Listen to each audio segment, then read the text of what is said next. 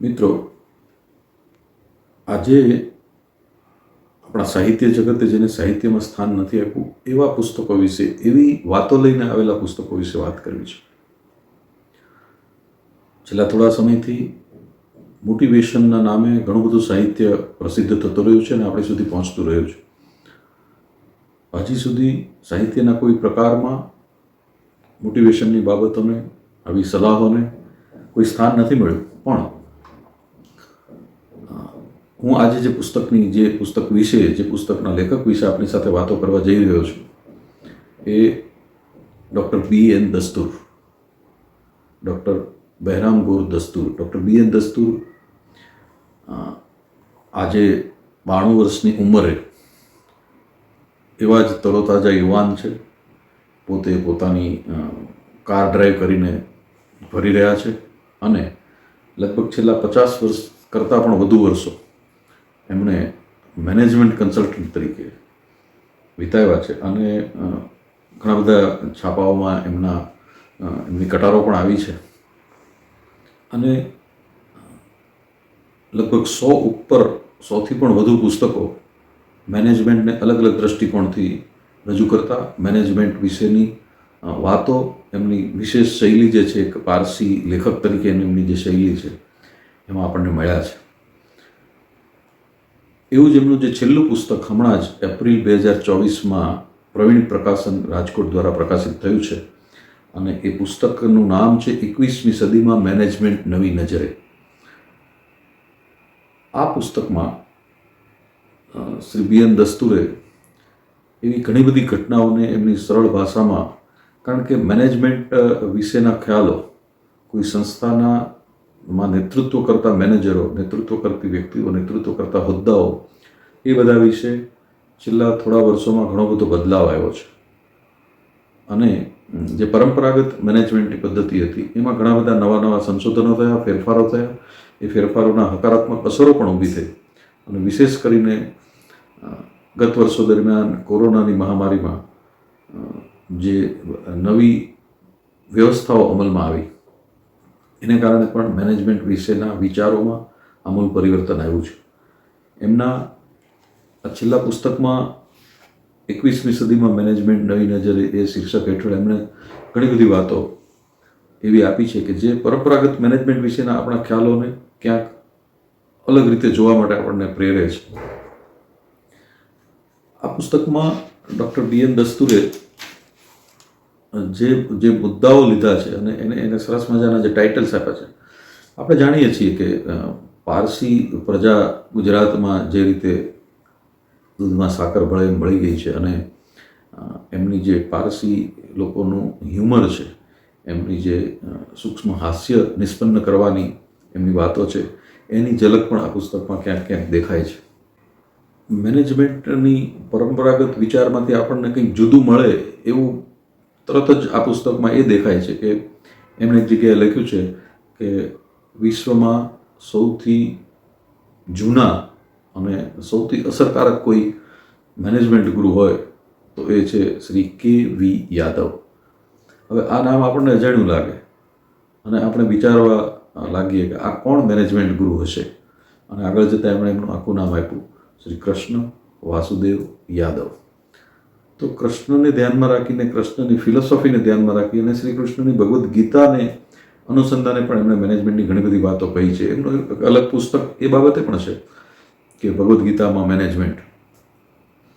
તો આ પુસ્તકમાં એમણે જે અલગ અલગ રીતે પોતાની વાત મૂકી છે કે નવી નજરે 21મી સદીનું મેનેજમેન્ટ કેવું હોઈ શકે, એમાં શું ફેરફારો થયા છે, શું ફેરફારો થઈ શકે એમ છે, જૂના ખ્યાલો હવે કેવી રીતે આઉટડેટેડ થયા છે અને એની જગ્યાએ હવે નવા વિચારસરણી, નવી પદ્ધતિઓ, નવા વિચારો, નવા પરસેપ્શન સાથે આપણે મેનેજમેન્ટ કઈ રીતે કરી શકીએ કોઈ પણ સંસ્થાનું કે સંગઠનોનું, એ બાબતે એમણે પણ સૌથી પહેલું મારું વલણ એ છે કે આ પુસ્તકની પ્રસ્તાવના વાંચીએ. પ્રસ્તાવના વાંચતા પહેલાં અનુક્રમણિકા વાંચીએ કે જેમાં એમણે જે પ્રકરણો આપ્યા છે, એના ટાઇટલ્સ, એના શીર્ષકો જે આપ્યા છે એ કેટલા રસપ્રદ અને રમૂજી છે. એમનું પહેલું જ પ્રકરણ છે ચીલાચાલુ મેનેજમેન્ટના દિવસો વહી ગયા. બીજું છે ઓજારની પૂજા. આપણે ત્યાં એક પરંપરા છે કે કારીગર હોય કે કોઈ ઓજાર કે પોતાના વાહનોની પૂજા, તો કારીગર પોતાના ઓજારોની પૂજા કરે છે, યોદ્ધાઓ પોતાના હથિયારોની પૂજા કરે છે. તો એમણે એ પ્રકરણમાં બહુ સરસ લખ્યું છે કે ઓજાર થકી જો તમારું પરફોર્મન્સ સુધરતું હોય તો કોઈ પણ સંસ્થાનું પરફોર્મન્સ તેના કર્મચારીઓ થકી પણ સુધરે છે. તો શા માટે કર્મચારીઓને એક પૂજા યોગ્ય માનવામાં નથી આવતા? એ પરંપરાગત અને બ્યુરોક્રેટિક અમલદારશાહીવાળા મેનેજમેન્ટને આ બહુ ચોટદાર સવાલ છે. એ પછી એમનું એડહોક્રસી અને મેરિટોક્રસી આ બંને કન્સેપ્ટ ઉપર પણ 2 પ્રકરણ આપ્યા છે. પછી આપણા વેદનું એક વાક્ય છે જે બહુ પ્રખ્યાત છે અને આપ સૌ જાણતા જ હશો કે સર્વે દિશાઓથી અમને શુભ વિચારો પ્રાપ્ત થાવ. આવી એક વેદની પ્રાર્થના છે. અહીંયા મેનેજમેન્ટની દૃષ્ટિએ દસ્તુર સાહેબ લખે છે કે ખરાબ સમાચારો અમને દરેક દિશાએથી પ્રાપ્ત થાવ. કારણ કે ખરાબ સમાચારો એટલે મેનેજમેન્ટના અર્થમાં કે જે જગ્યાએ તે આપણને નુકસાન થઈ રહ્યું છે, જે જગ્યાએથી સંસ્થાને પ્રગતિમાં અવરોધ ઊભા થાય છે, એના સમાચાર આપણને મળે. કારણ કે જ્યારે નીતિ નિર્ધારણની પ્રક્રિયામાં કોઈ પણ સંસ્થાની ટોચ પર બેઠેલા વ્યક્તિઓ સુધી સાચી વાત નહીં પહોંચે તો એ નીતિ નિર્ધારણ પણ ખોટી દિશામાં જશે અને નિર્ણયો પણ અવાસ્તવિક રહેશે. તો આ એક વાક્ય દરેક ટોચના મેનેજમેન્ટના પ્રતિનિધિઓએ પોતાની નજર સામે રાખવા જેવું છે કે ખરાબ સમાચારો અમને સર્વે દિશામાંથી પ્રાપ્ત થવો. એ સિવાય એમણે એક ચેપ્ટરનું એક પ્રકરણનું નામ આપ્યું છે ગ્રાહકને ગર્લફ્રેન્ડ ગણવી. આપણે જાણીએ છીએ કે ગર્લફ્રેન્ડ માટે પોતાનું સર્વસ્વ ન્યોછાવર કરનારી વ્યક્તિઓની જેમ અગર ગ્રાહકો માટે આપણે કે કોઈ પણ સંસ્થા પોતાના ગ્રાહકો માટે પોતાનું સર્વસ્વ ન્યોછાવર કરવાની તૈયારી રાખે તો ગ્રાહક સેવા એક એવી કક્ષાએ પહોંચી જ શકે કે જ્યાં કસ્ટમર સેટિસ્ફેક્શન નહીં પણ કસ્ટમર ડિલાઇટ બહુ સરળતાથી પ્રાપ્ત કરી શકાય. એ પછી એમણે બીજા પ્રકરણોમાં ક્યાંક જ્યોતિષનો ઉલ્લેખ પણ કટાક્ષમય રીતે કર્યો છે. ક્રિકેટ અને કોર્પોરેટનું પણ એક સરખામણી એમણે કરી છે. એ સિવાય એમણે દુર્યોધનને રોલ મોડેલ બનાવ્યો. આ પણ પ્રાથમિક દ્રષ્ટિએ એક આંચકો આપનારું નિવેદન છે, પણ એમનું કહેવું એમ છે કે દુર્યોધન એ જાણતો હતો, એ કુશળ મેનેજર હતો, એમને ખબર હતી કે મને જુગાર રમતા આવડતું નથી, પણ જુગાર રમવો આ પરિસ્થિતિમાં આ રાજકારણમાં જરૂરી છે. એ માટે એમણે આઉટસોર્સિંગ કર્યું અને એના મામા શકુનીની મદદ લીધી. એટલે આડકતરી રીતે દસ્તુ સાહેબનું નિવેદન એમ કહે છે કે જે વસ્તુ સંસ્થા માટે જરૂરી છે, જે પ્રક્રિયા સંસ્થા માટે જરૂરી છે, એના માટે એ પ્રક્રિયાના જાણનાર વ્યક્તિઓની મદદ લેવામાં ક્યારેય અચકાવવું ન જોઈએ. તો એટલે એમણે જે વાતો મૂકી છે એક નવા દૃષ્ટિકોણ સાથે અને નવા શબ્દ પ્રયોગો સાથે મૂકી છે એટલે વધારે અસરકારક બની છે. રામભક્ત હનુમાનની વાત કરીને પણ એમણે મેનેજમેન્ટ વિશે એક સરસ મંત્ર આપ્યો છે અને એક જગ્યાએ લખ્યું છે નિરાશાવાદી બનો. જો કોઈ સંસ્થા પોતાની પ્રગતિથી સંતુષ્ટ થઈ જાય, કોઈ વ્યક્તિ પોતાના પરફોર્મન્સથી સંતુષ્ટ થઈ જાય કે હવે આ હું જે કરી રહ્યો છું બરાબર છે, તો એની પ્રગતિની દિશા રૂંધાઈ જવાની પૂરી શક્યતા છે. એટલે એમણે કહ્યું છે કે આ હજી બરાબર નથી, હજી આગળ વધવું છે. અસંતોષ, નિરાશા જે કર્મચારીમાં હશે એનામાં ધગશ પ્રગટાવશે આગળ વધવાની. તો એ પ્રકરણમાં પણ એમણે સરળ ભાષામાં અને નવી ભાષામાં સરસ વાતો કરી છે. મોટિવેશન વિશે એમણે બહુ કટાક્ષ બહુ સરસ રીતે કર્યો છે કે લીમડાને મોટિવેટ કરવાથી એ કેરી આપતો નહીં થઈ જાય. મોટિવેશન બહુ નાની અસર કર્મચારી પર ઊભી કરી શકે, ટૂંકા ગાળાની અસર ઊભી કરી શકે. એ વાતને એમણે બહુ સરળતાથી અને બહુ સરસ ઉપમાઓ સાથે સમજાવી છે. એ સિવાય ગોપીઓનું અને દ્રૌપદીનું વસ્ત્રાહરણ એની સરખામણી કરીને મેનેજમેન્ટમાં આ કન્સેપ્ટ, આ ખ્યાલ, આ વિચાર કેવી રીતે એપ્રોપ્રિએટ છે એની પણ સરસ વાત કરી છે. એ પછી એમણે બીજા જે અલગ અલગ ઓપનનેસ ટુ એક્સપિરિયન્સની વાત કરી છે. વર્ડ ઓફ માઉથની કમાલ, કે કોઈ પણ વસ્તુ કે કોઈ પ્રોડક્ટ કોઈ સંસ્થાની હોય એ ઉત્પાદન માટે એમણે વર્ડ ઓફ માઉથથી જે ઝીરો કોસ્ટથી એડવર્ટાઇઝમેન્ટ થઈ શકશે એની પણ બહુ સરસ વાત એમાં કરી છે. ઈગો ને મેલો ઊંચો, આ શીર્ષકવાળું પણ એક પ્રકરણ એમાં છે. કારણ કે ઘણી વખત એવું લાગે કે ઘણી સંસ્થાઓ ઇકોનોમિક્સના આધારે નહીં પણ ઇકોનોમિક્સના આધારે ચાલતી છે. મેનેજમેન્ટનું જે આખો ત્રિકોણ છે એમાં ઉપરની બાજુએ બેઠેલી વ્યક્તિઓ જો પોતાનો ઈગો દૂર ન કરી શકે અને એ ઈગોને હડસેલીને નીચેના લોકો સાથે જો એ આદાન પ્રદાન ન કરી શકે તો એ સંસ્થા વહેલી મોડી બંધ થવાની કગાર પર આવીને ઊભી રહે છે. આ વાત એમણે બહુ સરળ ભાષામાં સમજાવી છે. એ સિવાય એમણે બે ત્રણ વાતો એવી પણ સરસ કરી છે કે સ્ટાર્ટ સ્ટોપ, આ સ્ટેપ્સ એણે ગણાવ્યા છે પ્રક્રિયાના, કે સ્ટાર્ટ, સ્ટોપ, કન્ટિન્યુ, ઇમ્પ્રૂવ. અહીંયા સ્ટોપ એ સેકન્ડ સ્ટેપ એટલા માટે છે કે સ્ટાર્ટ કર્યા પછી એક જગ્યાએ અટકીને આપણે વિચારવું રહ્યું કે are we on the right path, આપણે બરાબર પોતાના ગોલ તરફ જ જઈ રહ્યા છીએ ને, અને એ એન્શ્યોર કર્યા પછી, એ ખાતરી કર્યા પછી કન્ટિન્યુ અને ઇમ્પ્રૂવ. આ તબક્કાઓની પણ એમણે સરસ વાત કરી છે. ભમરડો, લખોટી, પતંગ અને પત્તા, આ બધા રમકડાઓ અને મનોરંજનના સાધનોના માધ્યમથી પણ એણે મેનેજમેન્ટના અઘરા પ્રકરણોને સરળ બનાવ્યા છે. છેલ્લા પ્રકરણમાં એમણે લખ્યું છે કે ગોલને પ્રેમિકા બનાવો. જેમ ગ્રાહકને ગર્લફ્રેન્ડ બનાવવાની વાત કરી એમ જે લક્ષ્ય છે એને પ્રેમિકાની જેમ માવજતથી અને આંખ સામેથી દૂર કર્યા વગર જો જીવશો, જો કામ કરશો તો જ એ પ્રગતિ સાધી શકશો. આ મંત્ર એમણે મેનેજમેન્ટને આપ્યો છે.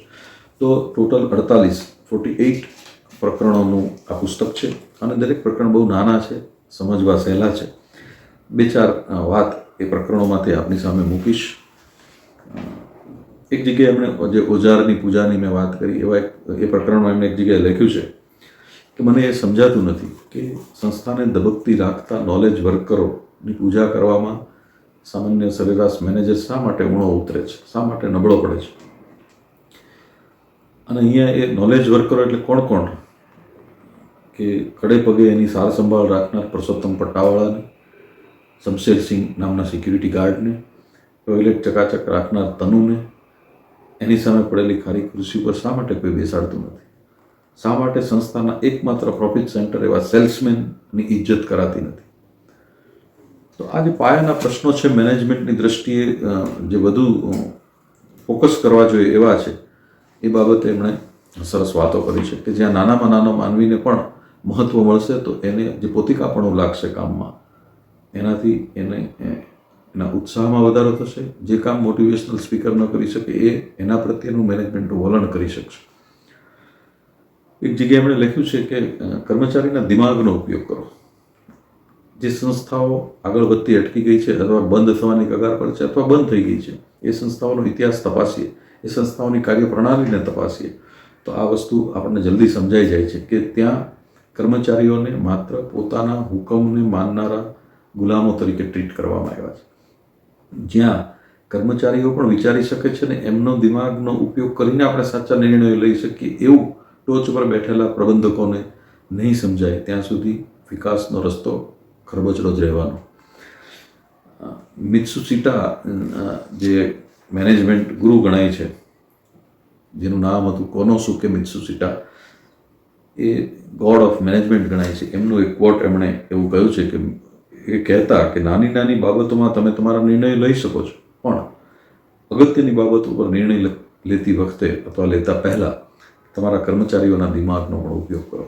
તો આ વસ્તુ પણ એમણે બહુ સરસ રીતે, બહુ સરળ ભાષામાં જે મેનેજમેન્ટના પાયાની બાબત છે એ સમજાવી છે. બ્યુરોક્રસી વિશેના એક પ્રકરણમાં એમણે લખ્યું છે કે બ્યુરોક્રસી એક એવું પિરામિડ સ્ટ્રક્ચર છે જ્યાં કમાન્ડ અને કંટ્રોલનો માહોલ હોય છે. નિર્ણયો ફક્ત ઉચ્ચ મેનેજમેન્ટ લે છે અને સંસ્થાના સૌ એના પર અમલ કરે છે. નાનામાં નાની બાબતો માટે રૂલ્સ, રેગ્યુલેશન્સ અને પ્રોસિજર્સ બનાવવામાં આવે છે અને મેનેજરો વાસ્તવમાં પોલીસમેનનું જે કામ છે એમાંથી જ ઊંચા નથી આવતા. ક્રિએટિવિટી અને ઇનોવેશનની બાદબાકી થતી જોવા મળે છે. પરિવર્તનોની કોઈ નોંધ લેતું નથી અને દરેક સફળતામાં અને નિષ્ફળતામાં છુપાયેલી તકો શોધવાની કોઈને પડી નથી. આ વાત પણ મેનેજમેન્ટની દ્રષ્ટિએ એટલી બધી અગત્યની છે કે જે ક્યારેક આગળ વધવાની આંધળી દોડમાં ચૂકી જવાય છે. અને એક છેલ્લે એમને એક પ્રકરણની વાત કરીને આજની વાત પૂરી કરીશું એમણે બે પ્રકારના લોકોની વાત કરી કે કોઈ પણ સંસ્થામાં કોઈ પણ સંગઠનમાં બે પ્રકારના માણસો હોય છે. એક છે મોનોક્રોનિક અને એક પોલિક્રોનિક. મોનોક્રોનિક એટલે કોણ? જે મોનોક્રોનિક છે એ જે તે સમયે ફક્ત એક જ કામ પર ધ્યાન આપી શકે છે. એક સાથે 2-5 કામ આવે તો પ્રાયોરિટી નક્કી કરવામાં એમને તકલીફ પડે છે. એ સમજે છે કે અગત્યના અને ઇમ્પોર્ટન્ટ જે ઘણા એવા કામોને પ્રાયોરિટી આપવી જોઈએ, પણ એને ઇમ્પોર્ટન્ટ, અર્જન્ટ, ઇમ્પોર્ટન્ટ કે અર્જન્ટ, અર્જન્ટ પણ ઓછા ઇમ્પોર્ટન્ટ, ઇમ્પોર્ટન્ટ પણ ઓછા અર્જન્ટ, આ પ્રકારનો તફાવત શોધવામાં મોનોક્રોનિક પ્રકારના લોકોને તકલીફ પડે છે. અને કોઈ શાનદાર ગુજરાતી રેસ્ટોરન્ટની ગુજરાતી થાળીમાંથી શું ખાવું એ માટે ગૂંચવાયેલા ગ્રાહક જેવી હાલત મોનોક્રોનિક લોકોની થતી હોય છે. જ્યારે બીજો પ્રકાર જે એમણે કહ્યો છે પોલિક્રોનિક, એમાં એમણે કહ્યું છે કે એક સાથે 2-3 કામો કરી શકે છે. મલ્ટીટાસ્કિંગ જેને આપણે મેનેજમેન્ટની ભાષામાં કહીએ એ કરી શકે છે. અને અર્જન્ટ અને ઇમ્પોર્ટન્ટ વચ્ચેનો તફાવત એ સારી પેઠે સમજી શકે છે. અને આજે જે સંસ્થા પાસે આવા પોલિક્રોનિક લોકો છે એ સંસ્થાના વિકાસને રોકનારા પરિબળો ધીરે ધીરે ઓછા થતા જશે. તો મેનેજમેન્ટ વિશેના પુસ્તકોમાં અને જેઓ જે સંસ્થાઓ સાથે સંકળાયેલા છે એ તમામ વ્યક્તિઓને એક વખત હમણાં જ આવેલું આ પુસ્તક શ્રી BN દસ્તુરનું વાંચવાની સૌને હું ભલામણ કરું છું.